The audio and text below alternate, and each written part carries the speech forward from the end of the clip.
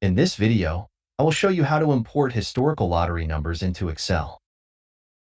Go to the website portal7.com. This is one of the sites keeping track of lottery numbers from various countries.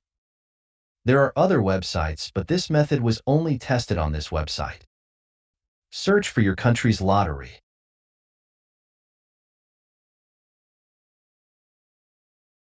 Click on Custom Date Range.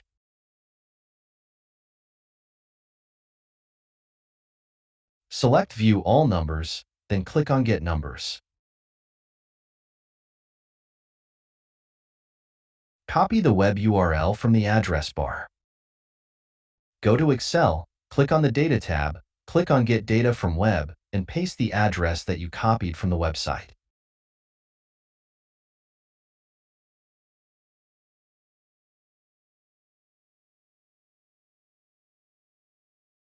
Select the table containing the data and click on Load to import the data into Excel.